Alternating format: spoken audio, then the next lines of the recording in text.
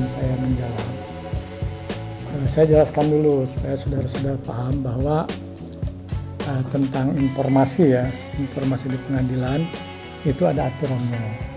Jadi pertanyaan mana yang mesti kami jawab dan pertanyaan mana yang tidak harus kami jawab.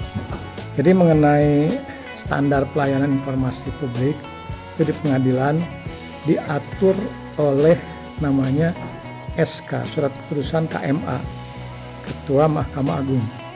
Itu nomor 2 ya, strip 144 KMA SK 8 Romawi 2022, yaitu tentang standar pelayanan informasi publik di pengadilan.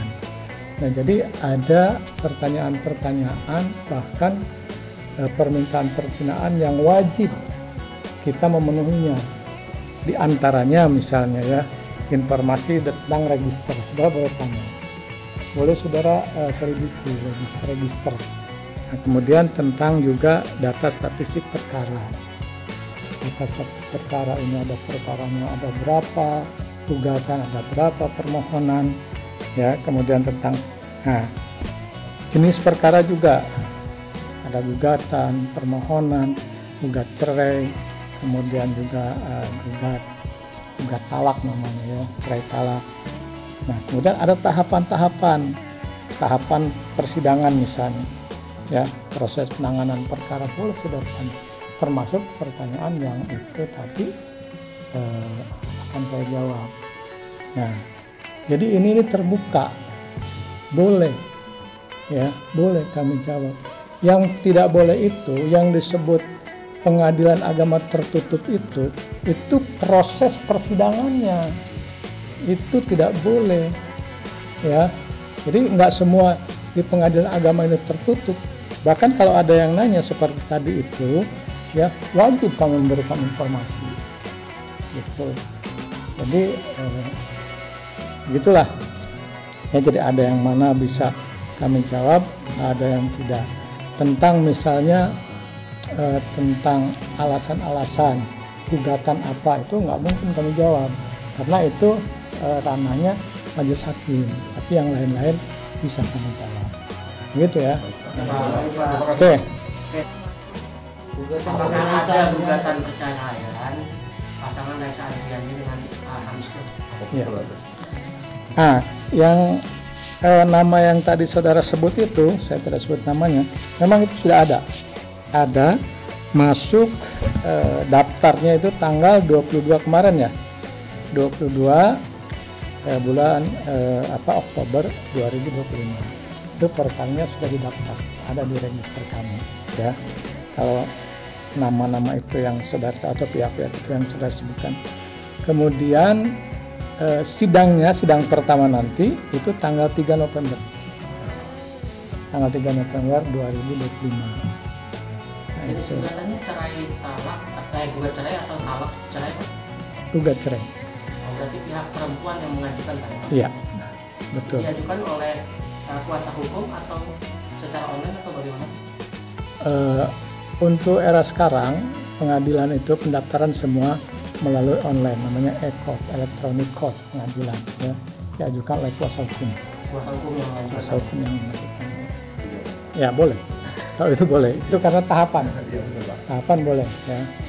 Nah, jadi ketika setelah mendaftar, para pihak ini akan dipanggil, ditetapkan majelisnya siapa oleh ketua, kemudian majelis itu ketuanya akan membuat penetapan dari sidang TPS.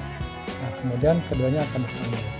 Jika kedua pihak hadir, tahapan pertama adalah perdamaian atau mediasi. Nah, itu diatur oleh nomor 1 tahun 2016, mediasi dulu. Kalau seandainya hanya salah satu pihak yang datang, maka untuk kedua kalinya pihak yang tidak datang akan dipanggil.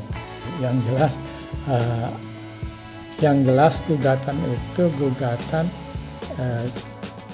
cerai, gugat cerai, bukan cerai talak. Gugat cerai. Isinya saya tidak tahu, kan saya tinggal buka. Jadi pertek itu ya, apabila si tergugat tidak datang biasanya 2 kali, ya. Sebenarnya bisa 1 kali, itu diatur oleh acara namanya ya, namanya HIR pasal 125 satu kali. Tapi pasal 126-nya dapat dipanggil sekali lagi. Jadi kalau 2 kali tergugat tidak datang, biasanya itu langsung pembuktian. Jelas begini.